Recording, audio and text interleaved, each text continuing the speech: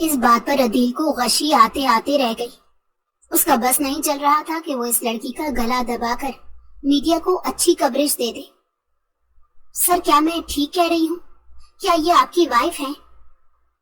ایک میڈیا والے نے مائک عدیل کے آگے کرتے پوچھا، لیکن اسے تو سمجھ ہی نہیں آ رہا تھا کہ وہ کیا جواب دے۔ سر، جواب دینا، کیا یہ آپ کی منقوہ ہے؟ واقعی میں؟ لیکن عدیل کی خاموشی پر ماریا جلدی سے بولی، ارے بھائی، بتا تو رہی ہوں، میری بات کا یقین نہیں ہے؟ آپ کی عدیل صاحب بھی یہیں پر کھڑے ہیں۔ اگر وہ میری بات کی نفی کرتے تو ظاہر سی بات ہے میں ان کی منقوہ نہ ہوتی، لیکن اب چونکہ وہ خاموش ہیں تو اس کا یہی مطلب ہے کہ میں ان کی منقوہ ہوں۔ اچھا، تو میڈم، عدیل صاحب کا مزاج کیسا لگتا ہے آپ کو؟ میڈیا والے نے مائک ایک دم سے ماریا کے آگے کر دیا تو وہ مسکرا کر بولی، کھٹا میٹھا سا، بہت اچھا ہے، بہت خیال رکھتے ہیں میرا، بہت کیئر کرتے ہیں، جب بھی ملنے کے لیے آتے ہیں تو میرے لیے پھول لے کر آتے ہیں۔ میں چاہتی ہوں ایسا ہم سفر ہر لڑکی کا ہو۔ عدیل کا بس نہیں چل رہا تھا کہ وہ کچھ کر گزرے۔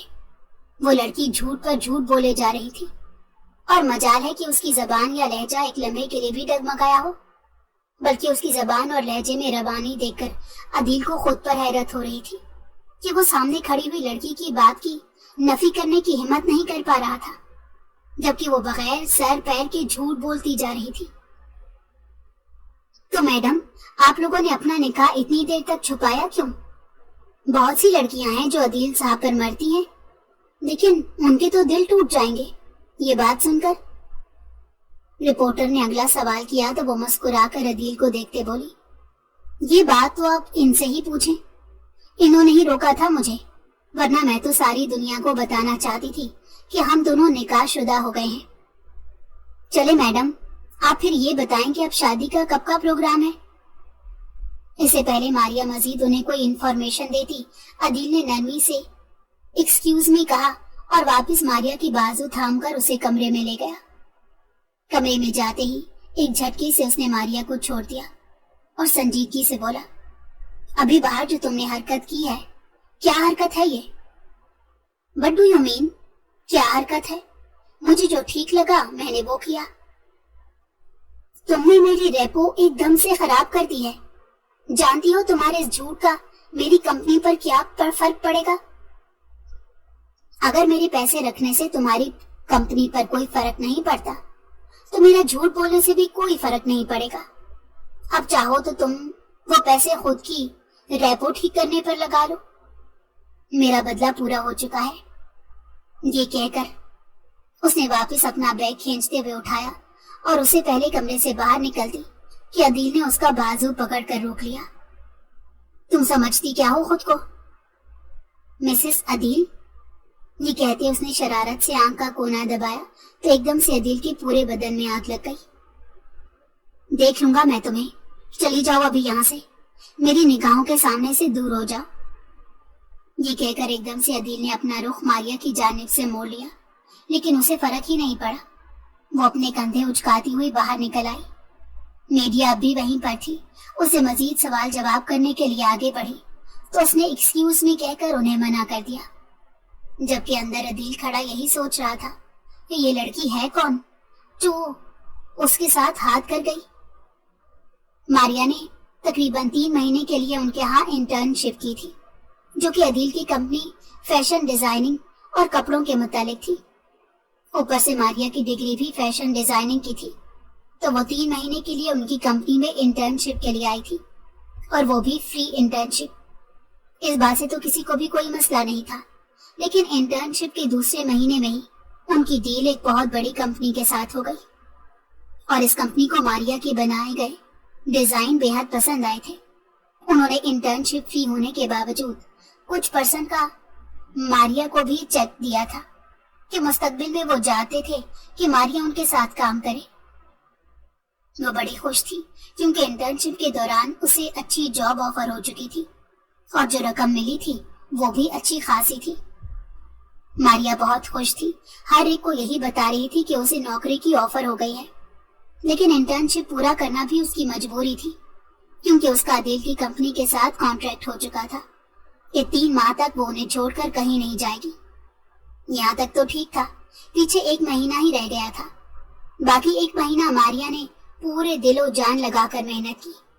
اسے امید تھی کہ انٹرنشپ مکمل کرنے کے بعد فوراً ہی شاید اسے وہ رقم کا چیک مل جائے جو دوسری کمپنی نے ماریا کے نام پر دیا تھا، مگر ایسا ویسا کچھ بھی نہ ہوا۔ آخری دن جب وہ اپنی انٹرنشپ مکمل کر کے عدیل کے دفتر میں گئی اور جا کر اسے چیک کا مطالبہ کیا تو عدیل نے کندھے اچکا کر کہا، کون سے چیک کی بات کر رہی ہو؟ کون سے چیک کی؟ کیا مطلب سر؟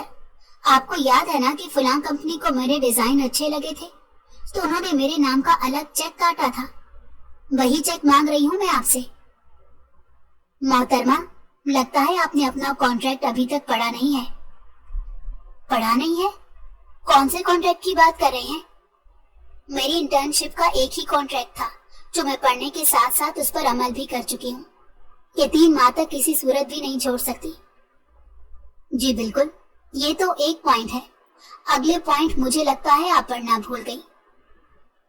کہنا کیا چاہتے ہیں آپ؟ ماریا کو ایک دم سے اچھمبا ہوا کہ کہیں وہ کچھ بھول تو نہیں رہی۔ یہ دیکھیں، یہ کہتے ہوئے عدیل نے ڈرا میں سے ایک کانٹریکٹ نکال کر ماریا کے سامنے رکھ دیا۔ آپ پڑھ لیں، نہیں تو میں پڑھ کے سنا دیتا ہوں۔ اس کے مطابق ان 3 مہینوں میں کمپنی آپ کو کچھ بھی پے نہیں کرے گی۔ عدیل کی بات پر ماریا کا منہ ایک دم سے کھل گیا۔ وہ یقین ہی نہیں کر سکتی تھی کہ پچھلے 1 مہینے سے وہ جس چیک کے خواب دیکھ رہی تھی وہ تو اس کا تھا ہی نہیں۔ اس کانٹریکٹ کے مطابق کمپنی مجھے کچھ بھی پے نہیں کرے گی، لیکن وہ چیک آپ کی کمپنی کا نہیں تھا، وہ میری کمائی ہے، میری محنت کا پھل ہے، وہ آپ لوگ نہیں رکھ سکتے۔ ماریا نے دبے دبے لہجے میں کہا تو عدیل کندھے اچکا کر بولا، دیکھیں مس، آپ کی بات اپنی جگہ پر ٹھیک ہے، لیکن وہ چیک آپ کو کیسے ملا؟ کیا آپ باہر تھی یا آپ اپنے گھر میں موجود تھی جو کمپنی نے ڈائریکٹ آ کر آپ کے حوالے کیا؟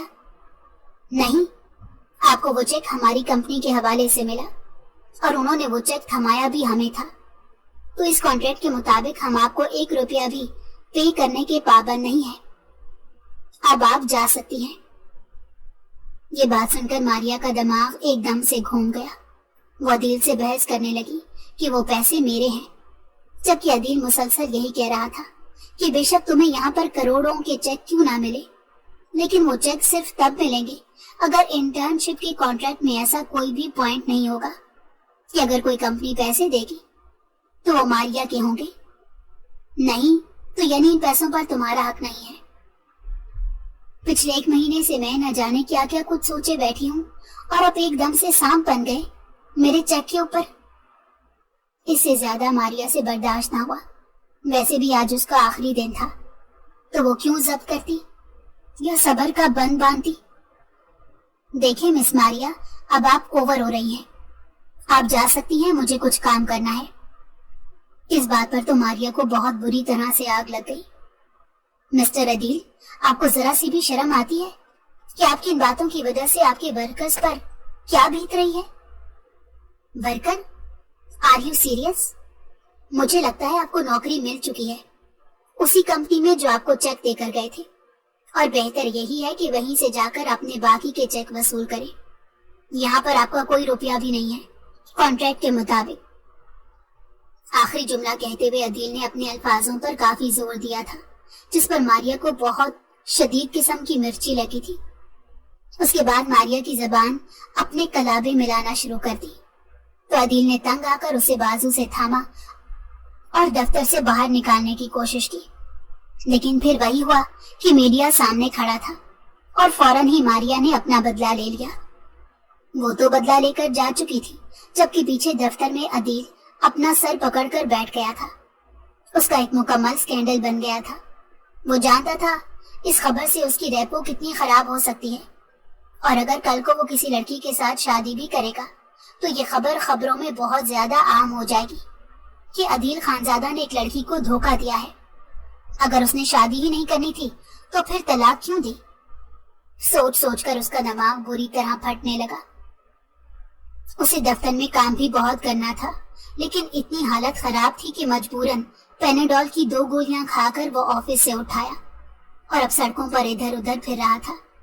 तकरीबन 2 घंटों बाद उसे अपनी कंपनी में फोन किया जो उनकी अच्छी पार्टनर थी।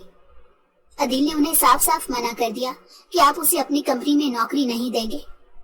उन्होंने वजह पूछी तो अदील ने वजह बताने की बजाय ये कहा कि देखिए, आज तक हमने आपसे कोई भी फेवर नहीं मांगा, तो बेहतर है आप मेरी बात का भरम रखें और मारिया को अपनी फर्म में जॉब बिल्कुल ना दें। देखिए अदील साहब, हम आपकी बात समझ रहे हैं, लेकिन हमें कोई सोल्ड वजह पता होगी तो फिर ही हम कुछ कर पाएंगे, वरना मारिया शफकत जैसा टैलेंट बहुत कम देखने को मिलता है। आप मेरी बात समझ क्यों नहीं रहे? आप उसे जॉब नहीं देंगे। चलें सर, देखते हैं। ये कहकर उन्होंने फोन रख दिया, जबकि अदील को यकीन आ चुका था कि वो कभी भी इसकी बात नहीं मानेंगे। उसने भी मजबूर होकर फोन रख दिया। घर आया तो सभी घर वाले हैरानी से देख रहे थे। अम्मा आगे बढ़ी और बोली, अदील, तुमने शादी कर ली और बताया भी नहीं। कम से कम हमें अपना समझकर बताते तो। तुम जानते हो हम कभी भी तुम्हारी बात की नफी ना करते। हमने तो तुम्हें मुकम्मल तौर पर छूट दे रखी है कि तुम जहां पर भी शादी करना चाहो, हमें कोई एतराज नहीं, मगर तुमने तो हमारी नाक कटवा कर रख दी। अम्मा काफी खफा लग रही थी। ये देखकर अदील को बेसाख्ता रोना आया और वो जाकर अम्मा के गले लग गया। न जाने कहां से आंसू भी उसकी आंखों में आ गए, जो उसने फौरन ही छुपा लिए, क्योंकि वो नहीं चाहता था कि कोई उसकी बेबसी की हालत देख सके। खबरदार, जो हमसे बात करने की कोशिश की, एक तो हमें गैर बना दिया, अपने निकाह में भी शामिल नहीं किया। शामिल तो दूर की बात, तो कम से कम हमें बताते तो। हम खबरों पर देख रहे हैं कि तुम्हारा निकाह हो चुका है और अब तुम हमारे गले लगे खड़े हो। अम्मा ने उसे पीछे करना चाहा तो अदील ने दोबारा उनके करीब होकर जोर से अपनी बाहें उनके गिर्द भेज ली। अम्मा, मैंने निकाह नहीं किया, आपकी कसम, मैंने निकाह नहीं किया। मैं नहीं जानता कि वो लड़की कौन है। तो फिर तुम वहां पर चुप करके क्यों खड़े थे? वो लड़की कितने दावे से कह रही थी कि वो तुम्हारी मनकूहा है। अदील देखो, अगर तुमने कर भी लिया है तो अब हमें बता दो, बिला वजह झूठ मत बोलो। लाउंज में सभी लोग जमा थे और सभी अदील की वजाहत का इंतजार कर रहे थे। अम्मा, मैं आपको और यहाँ पर मौजूद जितने भी लोग हैं इन्हें बताना चाहता हूँ कि मैंने शादी नहीं की। वो लड़की मेरे दफ्तर में एक इंटर्नी थी। 3 महीने बाद उसकी इंटर्नशिप खत्म हुई तो जाते जाते ये कर गई है वो मेरे साथ। अदील की बात पर अम्मा ने अपनी आंखें तकरीबन छोटी करके उसे देखा और पूछा, तुमने क्या बुराई की थी बच्ची के साथ? आपको लगता है कि मैं कुछ बुरा कर सकता हूँ? ठीक है, तुमने बुरा नहीं किया होगा, फिर कोई तो वजह बनी होगी कि वो बच्ची इतनी बड़ी बात इतने दावे के साथ कह रही है। शक्ल से देखो, काफी मासूम और शरीफ घराने की लगती है। क्या तुमने कोई ऐसी वैसी हरकत तो नहीं की? इस बात पर अदील का दिल चाहा कि जमीन फटे और वो उसमें समा जाए। अम्मा कैसी बातें कर रही थी, उसे बेतहाशा शर्म आ रही थी। अम्मा, मैंने उसे कुछ नहीं कहा।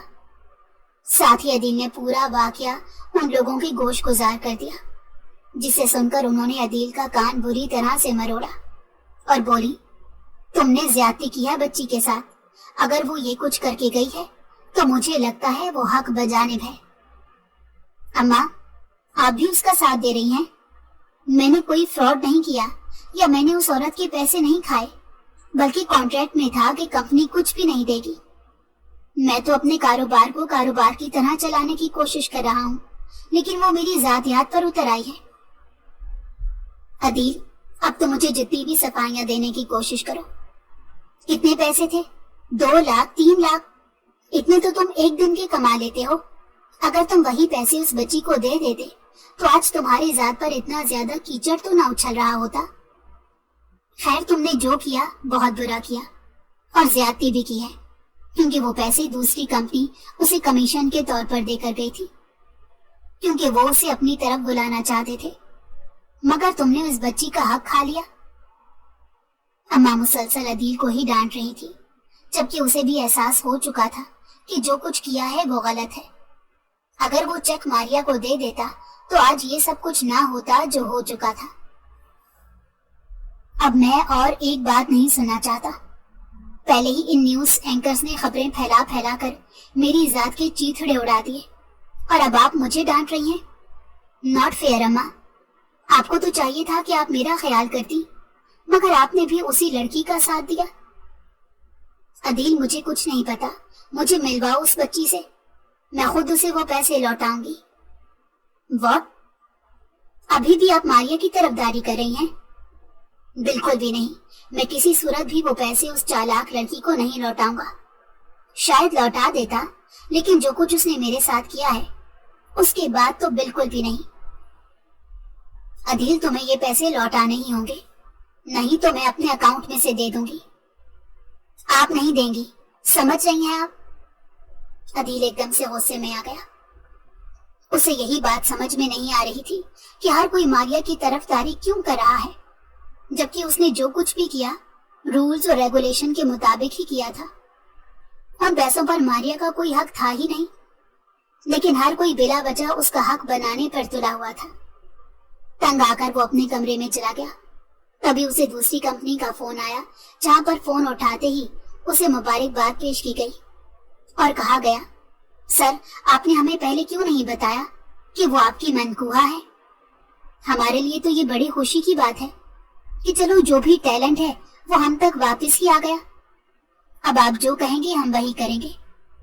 لگتا ہے دونوں میاں بیوی کی لڑائی ہو گئی ہے, تبھی تو وہ ادھر ہمارے پاس نوکری کرنے کے لیے تیار ہیں, مگر آپ منع کر رہے ہیں. دوسری جانب آدمی نے مزہ لیتے ہوئے پوچھا تو عدیل کو شدید غصہ آیا. پتہ نہیں کیوں ہر کوئی بارود لے کر بارڈر پر چلا رہا تھا. دیکھیں آپ نے رکھنا ہے یا نہیں رکھنا یہ آپ پر منحصر ہے. ایکسکیوز می, یہ کہہ کر اس نے فون بند کر دیا. اگلا دن بھی پورا وہ گھر پر ہی رہا. دفتر جانے کا دل ہی نہیں کر رہا تھا. یہ سوچ سوچ کر کہ وہاں اپنے ورکرز کو کیا جواب دے گا جب وہ اسے اچانک شادی کی وجہ پوچھیں گے. جس دن ماریو اس کے دفتر میں آئی تھی اس نے اپنی برانڈنگ کے لیے ایک پریس کانفرنس رکھوائی تھی, اور وہ میڈیا والے اسے پریس کانفرنس کا حصہ تھے جنہیں برانڈنگ کی کوریج تو نہیں ملی, لیکن ماریا کے جھوٹ کی کوریج ضرور مل گئی. تقریباً 2 دن گھر میں رہنے کے بعد وہ دوبارہ دفتر میں آیا تو وہی ہوا جو اس نے سوچا تھا. ہر کوئی اس سے ملنے کے بعد فوراً سے مبارکباد دے رہا تھا اور پھر مٹھائی کا تقاضا کر رہا تھا, جس پر ہر مرتبہ عدیل خون کے گھونٹ پی کر رہ جاتا. وہ لڑکی جاتے ہوئے اسے بہت بڑی چوٹ پہنچا کر گئی تھی, جس کا اسے اندازہ بھی نہیں تھا. دوسری جانب ماریا جب اپنی جوائننگ دینے کے لیے دوسری کمپنی میں گئی تو وہاں پر اس نے نوکری ہی نہیں ملی. وہ بڑی حیران ہوئی اور جا کر ان کے HR ڈپارٹمنٹ سے بات کی تو پھر بھی اسے علم نہیں ہوا کہ وہ نوکری انہوں نے اچانک سے کینسل کیوں کر دی یا اسے دینے سے انکار کیوں کر دیا. وہ سیدھا جا کر اونر کے دفتر میں رکی. پیچھے پیے اسے مسلسل بلاتی جا رہی تھی, لیکن وہ رکی نہیں اور CEO کے دفتر میں جا کر سنجیدگی سے کرسی پر بیٹھ گئی. سامنے بیٹھے ادھیر عمر شخص نے غور سے اسے دیکھا اور بولا, ارے مس ماریا آپ؟ جی میں. غالباً آپ نے مجھے جاب آفر کی تھی. آج میں اپنی جاب کی جوائننگ دینے کے لیے آئی ہوں تو مجھے بتایا گیا ہے کہ میرے لیے وہ جاب ختم ہو چکی ہے. کیا ایسا ہی ہے یا آپ کا ڈپارٹمنٹ اتنا سست ہے کہ ان تک کبھی میری جاب کی انفارمیشن ہی نہیں پہنچی؟ اس بات پر CEO امجد جاوید نے ایک بڑا سا کہکہا لگایا اور بولے, عدیل کو بالکل آپ جیسی وائف ہی سوٹ کرتی ہے. ایکسکیوز می, کیا کہہ رہے ہیں آپ؟ وہی جو سچ ہے. ماشاءاللہ سے کافی پورے اعتماد واقع ہوئی ہیں آپ, لیکن اتنا اعتماد بنتا ہے جب انسان ٹیلنٹڈ اور ہنرمند ہو تو یہ سب کچھ جچتا بھی ہے. پلیز آپ مجھے یہ بتائیں کہ مجھے وہ جاب کیوں نہیں مل رہی, حالانکہ وہیں پر آپ نے مجھے میرا جوائننگ لیٹر بھی دیا تھا, لیکن آج مجھے کوئی جوائن ہی نہیں کرنے دے رہا. ماریا کو واقعی میں سمجھ نہیں آئی تھی کہ وہ سامنے بیٹھا شخص کیا بات کر رہا تھا. دیکھیں میڈم, آپ کی عدیل صاحب کے ساتھ جو بھی لڑائی ہے ہم سمجھتے ہیں, کیونکہ ہم بھی شادی شدہ ہیں اور شادی شدہ جوڑے میں یوں چھوٹی موٹی لڑائیاں ہوتی رہتی ہیں. لیکن آپ کو اگر ہم نوکری دے دیں تو عدیل صاحب کی خفگی ہماری کمپنی بالکل برداشت نہیں کر سکے گی. انہوں نے ہمیں روکا تھا, तब हमारा ऐसा कोई इरादा नहीं था कि हम आपको नौकरी ना दें, लेकिन बाद में जब हमें पता चला कि आप उनकी मनकूहा हैं, तो हमारे लिए ये लाजिम हो गया कि हम उनकी बात का एहतराम करें। कल को आप दोनों ने दोबारा ठीक हो जाना है, लेकिन अगर हमने उनकी बात ना मानी तो हमारे ताल्लुकात काफी खराब हो सकते हैं, इसलिए हमारी तरफ से माजरत है। हाँ, अगर अदील साहब हमें अलाउ करते हैं तो आपको जॉब देने का, तो फिर हम ये नौकरी आपको देने को तैयार हैं, लेकिन मुझे लगता है कि आपको अपने शौहर के साथ उनकी कंपनी में ही काम करना चाहिए। ऐसे मशवरे कोई देता तो नहीं है, लेकिन मैं आपको दे रहा हूँ। अपनी पर्सनल कंपनी को तवज्जो दे बजाय नौकरी करने के। अमजद जावेद बड़े शाइस्ता लहजे में उसे समझाने की कोशिश कर रहा था, जबकि मारिया का दिमाग बुरी तरह घूम चुका था। उसे लगा था ये मनकूहा वाली बात करके वो अदील की जान अजाब में डाल देगी, लेकिन जो हुआ था वो इसके वहमो गुमान में भी नहीं था। सिर्फ अदील ही की नहीं, बल्कि वो अपनी नौकरी से भी हाथ धो बैठी थी। देखिए, आप मेरी बात समझ नहीं पा रहे, ऐसा कुछ भी नहीं है। लेकिन अमजद जावेद ने उसे अपनी बात मुकम्मल ही ना करने दी और नरमी से बोले, बेटा, आप मेरी बेटी की उम्र की हैं, मैं आपको समझाने की कोशिश ही कर रहा हूँ। बेहतर है कि हमेशा शौहर की बात मान लेनी चाहिए, और इसके अलावा मैं आपकी कोई मदद नहीं कर सकता। हाँ, अगर अदील साहब हमें खुद फोन कर दे तो फिर तो मोस्ट वेलकम। वो दांत कचकचाती दफ्तर से बाहर निकल आई। वो उन्हें ये भी नहीं बता सकती थी कि उसने झूठ बोला है या अदील को तंग करने के लिए ये शादी का बोला था। अगर वो ये बताती तो फिर तो वो कभी भी उसे अपनी कंपनी में नौकरी ना देते। ये सोच कर के जहाँ इंटर्नशिप की है वहां पर उसने अदील को नहीं छोड़ा, तो इनकी कंपनी में आकर न जाने क्या क्या रंग दिखाएगी। हर एक को ही अपने किरदार की और रैपो दोनों की परवाह थी। जैसे ही वो दफ्तर से बाहर निकली तो शदीद गुस्से में थी, तभी चलते चलते किसी से बुरी तरह टकरा गई। अंधे हो, देखकर नहीं चल सकते? अपने गुस्से में वो एकदम से चिल्लाई, लेकिन जब सामने खड़े शख्स पर निगाह पड़ी तो बोलती एकदम से बंद हो गई। अदील भी अपने किसी काम के सिलसिले में वहां आया था। उसे बिल्कुल भी उम्मीद नहीं थी कि 2 दिन घर में चुप रहने के बाद अचानक से जब वो बाहर आएगा तो उसकी मुलाकात एक बार फिर से मारिया से हो जाएगी। ये देखकर उसे हंसी भी आ रही थी और रोना भी। हो गए खुश मेरी जिंदगी बर्बाद करके? पहले मेरा चेक खा गए, फिर मेरी नौकरी खा गए। शर्म नहीं आती आपको? आपको ये कंपनी दी किसने है? आप ये कारोबार कर कैसे रहे हैं? वो सख्ती से बोली तो अदील ने चौंक कर इर्द गिर्द देखा। फिलहाल तो उनकी बात किसी ने नहीं सुनी थी, लेकिन अगर कोई सुन लेता तो अदील एक नया तमाशा अफोर्ड नहीं कर सकता था। तभी उसने सख्ती से मारिया को बाजू से पकड़ा और खींचता वो अपनी गाड़ी में ला बिठाया, जबकि वो मुसलसल उसकी गिरफ्त में मस चल रही थी। आपकी जुर्रत कैसे हुई मुझे छूने की? तुम्हारी जुर्रत कैसे हुई मेरी जात पर कीचड़ उछालने की? तुम्हें पता है जो बातें तुमने मीडिया के सामने की थी, उनका मुझे कितनी बुरी तरह से खमियाजा भुगतना पड़ रहा है। खुद तो घर में छुप कर बैठ गई, लेकिन मीडिया को और बाकी लोगों को फेस तो मैं ही कर रहा हूं ना। हाँ तो करे, आपका बनता भी है। जब आपने मेरा पैसा, मेरा हक खाया है तो इतना तो बनता है। खैर, तुम्हें तो नौकरी मिल गई होगी यहाँ पर, तुम्हारी जिंदगी सेट है। अगले बंदे के साथ कुछ भी होता रहे, तुम्हें क्या परवाह? अदील इंतहाई सख्त लहजे में बोला तो एक लम्हे के लिए मारिया डर गई। जी नहीं, आपकी वजह से मुझे भी नौकरी नहीं मिली। खुश हो जाएं आप। आपने ही फोन करके इन्हें मना किया था ना मेरी नौकरी का। ओह गॉड, शुक्र है इन्होंने मेरी बात मान ली, वरना मुझे तो नहीं लगता था कि वो मेरी बात मानेंगे। और अब शायद मेरे ताल्लुकात इनके साथ मजीद अच्छे हो जाएं कि इन्होंने तुम्हें नौकरी ना देकर मुझ पर बहुत बड़ा एहसान किया है। मारिया ने बौखलाकर अदील को देखा। उसे समझ नहीं आ रहा था कि उसके सामने बैठा 3 पीस सूट में मलबूस इंसान इतना अजीब भी हो सकता है। मुझे मेरा चेक अभी और इसी वक्त लौटा दे। आपको आखिरी मर्तबा बोल रही हूँ। तुम ऐसा करो कि मेरी जात पर जो जो तुमने इल्जामात लगाए हैं उनकी माफी मांगो, फिर मैं सोचूंगा कुछ।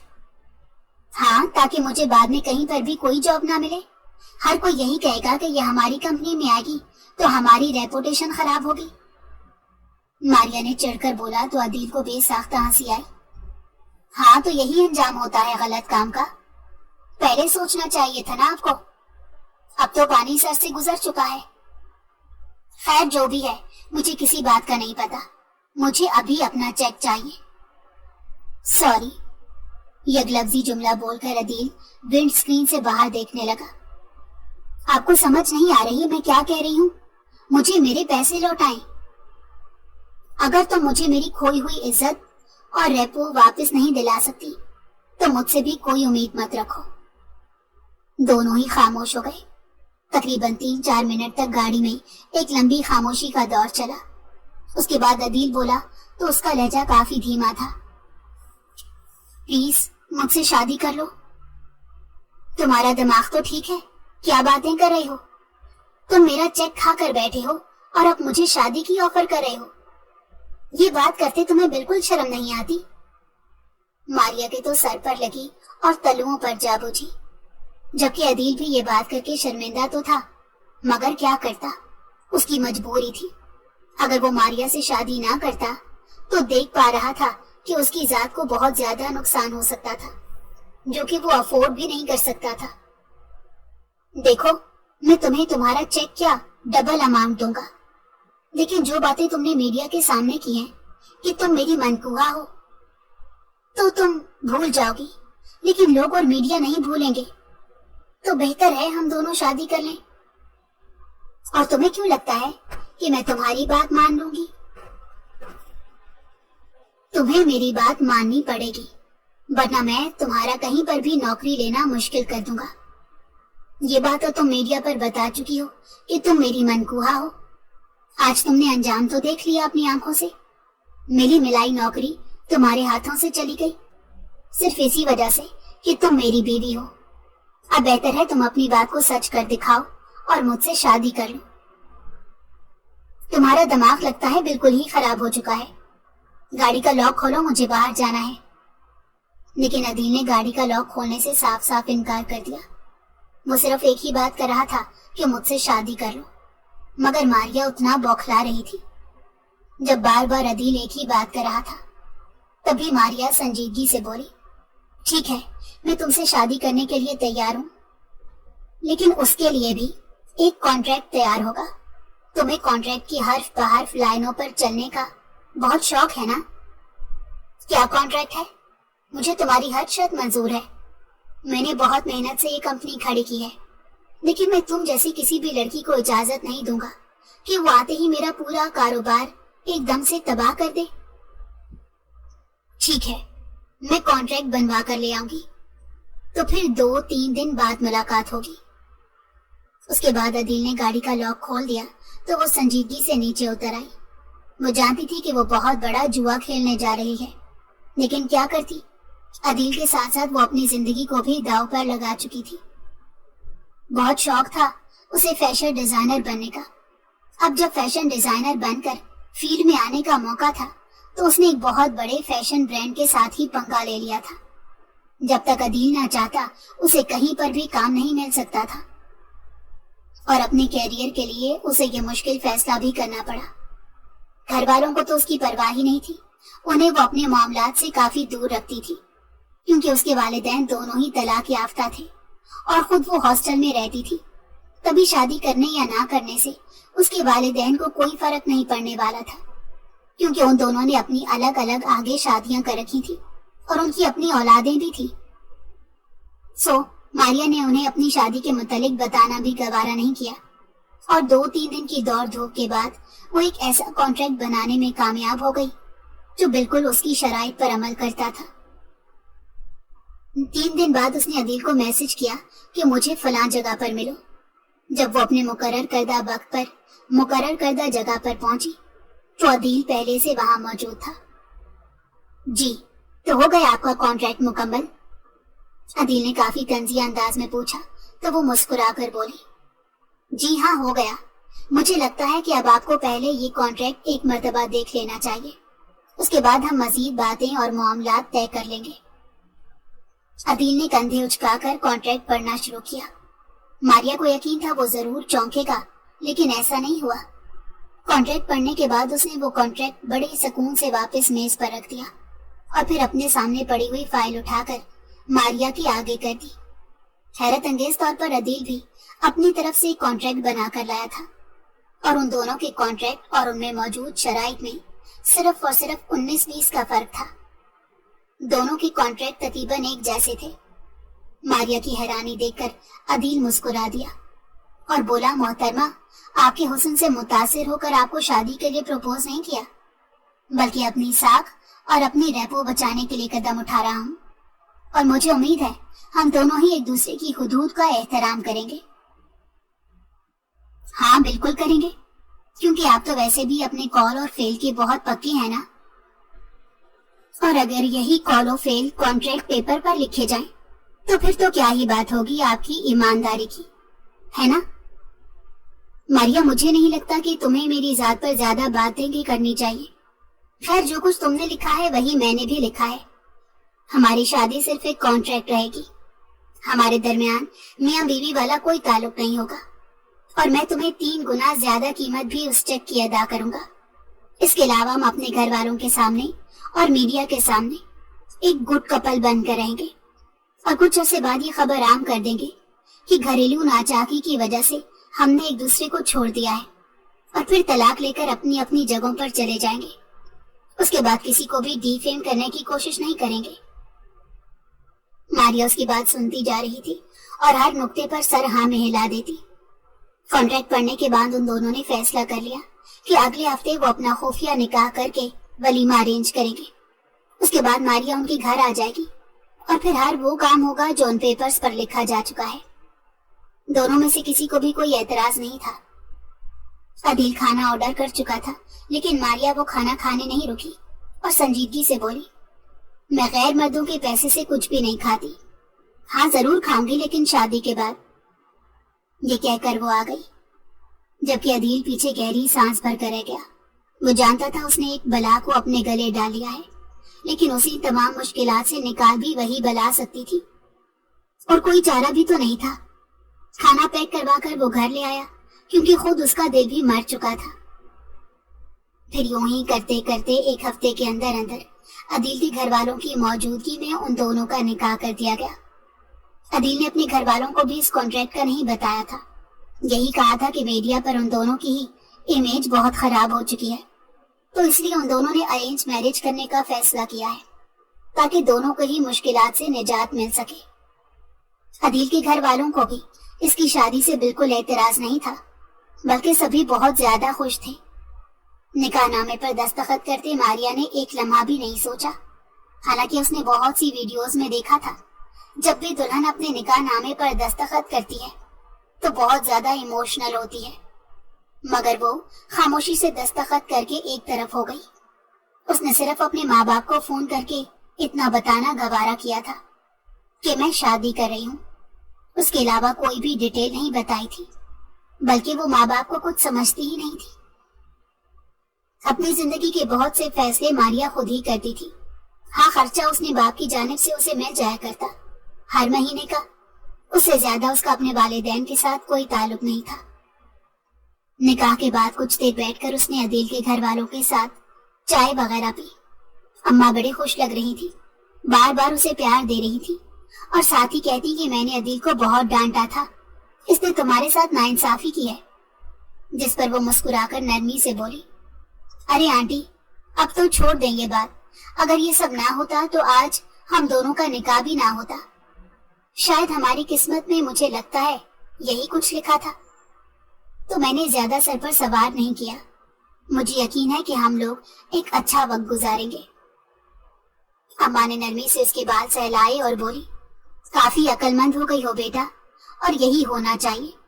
دنیا میں آپ کو اگر کوئی اوے کر کے بلائے تو آپ کو تو کر کے بلانا چاہیے۔ جو تم نے میرے بیٹے کے ساتھ کیا بہت اچھا کیا۔ عدیل کے حلق میں چائے اٹک گئی اور وہ بری طرح سے کھانسنے لگا، جس پر ماریا کو بے اختیار ہنسی آئی، کیونکہ وہ سمجھ گئی تھی عدیل کو اپنی ماں کی یہ باتیں بالکل بھی پسند نہیں آ رہی تھی، مگر وہ کیا کرتا، مجبور تھا، کیونکہ ان دونوں نے گھر والوں کے سامنے بھی حقیقی میاں بیوی بننے کا ہی فیصلہ کیا تھا، جبکہ کمرے میں ان کے تعلقات اور معاملات دوسری نوعیت کے تھے۔ تھوڑی دیر میں مزید بیٹھنے کے بعد وہ اپنے ہاسٹل میں واپس آ گئی۔ وہاں آ کر ایک دم سے ماریا کافی ڈاؤن ہو گئی۔ بار بار یہی سوچنے لگی، آیا جو کیا ہے وہ صحیح بھی ہے یا نہیں۔ رات تک تقریباً یہی سب باتیں اس کے دماغ میں گھوم رہی تھی۔ پھر ان سب باتوں پر تف بھیج کر وہ سونے کے لیے لیٹ گئی۔ باقی ایک ہفتہ اس کا کافی مصروف رہا تھا، کیونکہ اس ایک ہفتے میں بجائے شاپنگ کے ارد گرد کے کام کرنے کے اس نے مکمل طور پر اپنا ایک اچھا سا پورٹ فولیو تیار کر لیا تھا۔ بہت سارے ڈیزائن بھی بنا کر باہر کی کمپنیوں کو بھیج دیے تھے کہ ہو سکتا ہے اسے کہیں باہر سے آفر آ جائے تو شادی کے بعد وہ باہر بھی جا سکتی ہے۔ ایک ہفتے بعد ان دونوں نے اپنا ولیمہ اناؤنس کر دیا، جس میں شہر کے بہت امیر لوگ شامل ہوئے، جبکہ ماریا اندر سے کافی پریشان تھی۔ اس نے اپنے ولیمے کا جوڑا بھی خود ڈیزائن نہیں کیا، حالانکہ کیا کچھ سوچ رکھا تھا کہ مہندی پر ایسے کپڑے پہنوں گی، ولیمے پر ایسے اور بارات پر ایسے، مگر اس کا دل ہی نہیں چاہا تھا ولیمے کا جوڑا ڈیزائن کرنے کا۔ یہ بھی ارجنٹ بیسس پر عدیل نے خود سے ہی ڈیزائن کیا تھا، جب وہ پہنے بے حد خوبصورت لگ رہی تھی۔ ولیمے کی تقریب کافی دیر چلتی رہی، تقریباً رات کے 3 بج گئے جب وہ دونوں کمرے میں آئے، اور آتے ہی ماریا نے اپنی جیولری اور لباس تبدیل کر لیا۔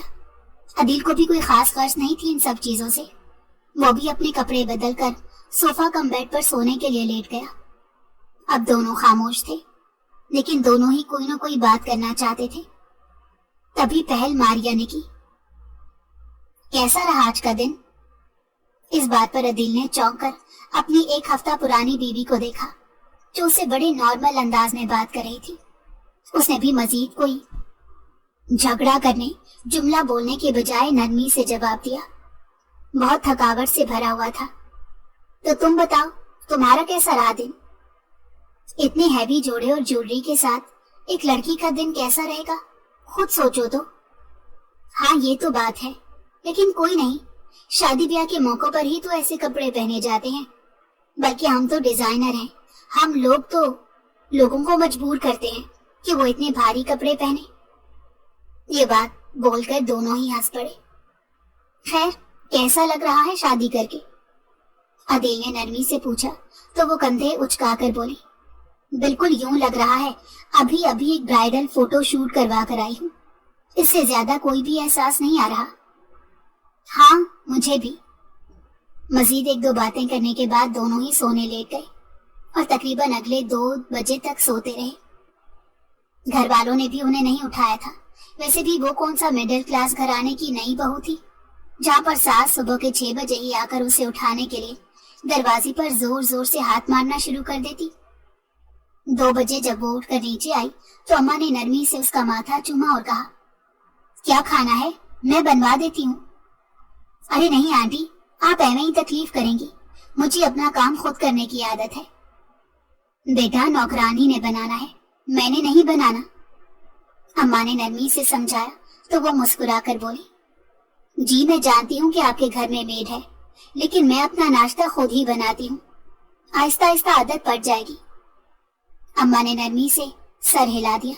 تبھی عدیل بھی اٹھ کر باہر آ گیا۔ وہ اس وقت ٹی شرٹ اور ٹراؤزر میں ہی ملبوس تھا۔ اور بھائی میاں بتاؤ، خوش تو ہونا؟ اماں کی بات سن کر وہ دونوں ہی مسکرا دیے۔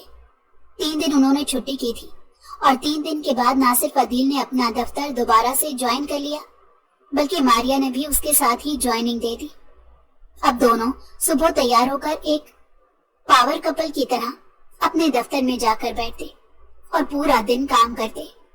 کوئی سوچ سکتا تھا بھلا کہ جو لڑکی یہاں پر 3 مہینے پہلے انٹرنی پر آئی تھی، تو آج 3 ماہ بعد وہ یہاں کی مالکن بن چکی تھی۔ ہر کوئی ماریا کی قسمت پر رشک کرتا تھا۔ جب اسے اس بات کا پتا چلا تو وہ تن سے مسکرا دیتی، یہ سوچ کر کہ ان لوگوں کو کیا پتا میں نے اپنی زندگی میں کتنی مشکلات دیکھی ہیں۔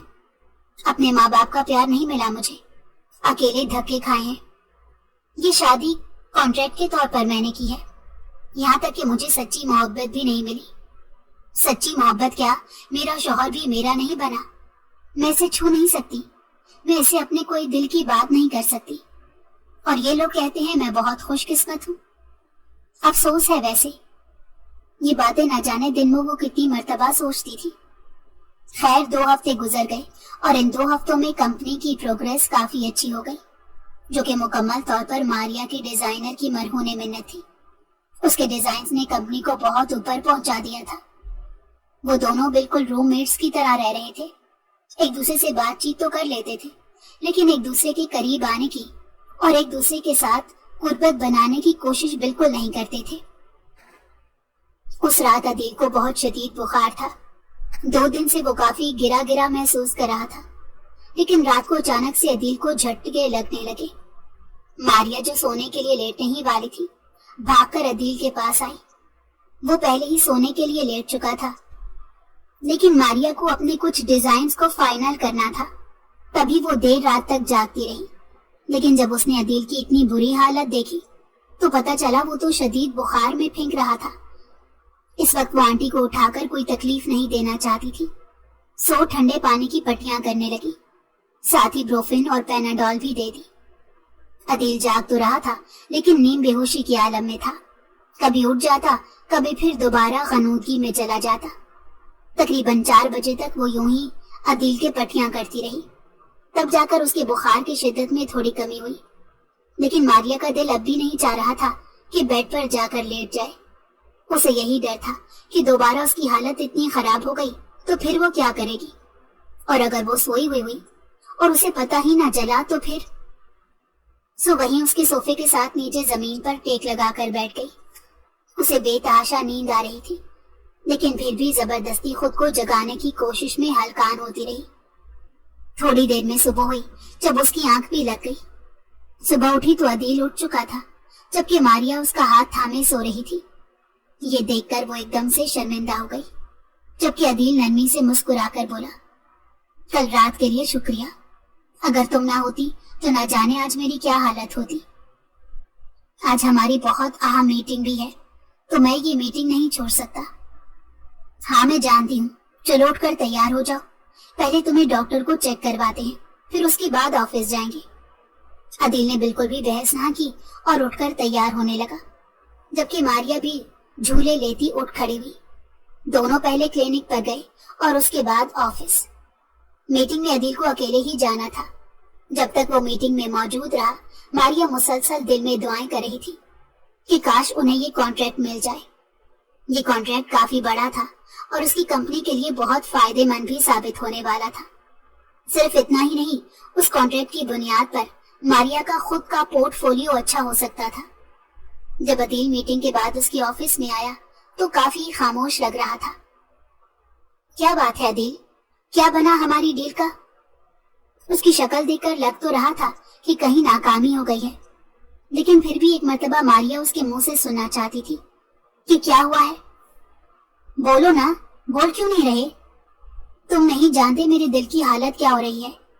کب سے پڑھتی جا رہی ہوں، زبان خشک ہو گئی ہے، حلق پتھر ہو رہا ہے، اور تم خاموشی سے کھڑے مجھے دیکھ رہے ہو. بتاؤ نا کیا بنا؟ ماریا انہیں ہماری ڈیل پسند نہیں آئی. اتنا بولنے کی دیر تھی کہ وہ وہیں پر ایک دم سے خاموش ہو گئی. تب یہ عدیل دوبارہ بولا، انہیں ہماری ڈیل صرف پسند نہیں آئی بلکہ بہت زیادہ پسند آئی ہے، اور وہ تمہیں اس کانٹریکٹ کا برانڈ ایمبیسڈر بھی بنانا چاہتے ہیں.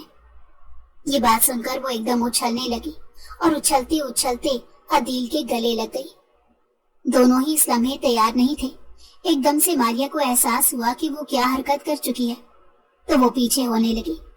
تب عدیل نے دوبارہ کھینچ کر اسے اپنے ساتھ لگا لیا اور نرمی سے بولا، ہر کانٹریکٹ پر عمل تو نہیں کیا جا سکتا نا، یہ بات تم نے ہی مجھے سکھائی تھی. اگر میں اپنے کانٹریکٹ پر عمل نہ کرتے ہوئے تمہیں وہ پیسے دے دیتا تو میری اتنی ریپو خراب نہ ہوتی، مجھے اتنی مشکلات نہ دیکھنی پڑتی. لیکن اب میں دوبارہ وہ غلطی نہیں کروں گا. میرے لیے کانٹریکٹ نہیں، انسان معنی رکھتے ہیں. تو بتاؤ، کیا ساری عمر میرے ساتھ رہنے کے لیے تیار ہو؟ ماریا حیرت سے اسے دیکھ رہی تھی. اسے تو یقین ہی نہیں آ رہا تھا کہ عدیل کیا بات کر رہا ہے. بتاؤ نا. یہ بات سن کر ماریا نے اسے پیچھے کی جانب دھکا دیا اور نرمی سے بولی، اگر تم مجھے میری قیمت کا 50 गुना दो तो फिर सोचा जा सकता है। इस बात पर अदील ने मुस्कुराकर उसे अपनी तरफ एक मर्तबा फिर से खींचा और कान में सरगोशी के अंदाज में बोला, 50 क्या, 50% का मालिक भी पूरे का पूरा तुम्हारा होने को तैयार है। तुम हाँ तो करो। इस बात पर वो खिलखिलाकर मुस्कुरा दी। अगर आपको हमारी कहानी पसंद आई हो तो हमारे चैनल को लाइक करें और सब्सक्राइब कर दें। बेल नोटिफिकेशन को भी ऑन कर दें ताकि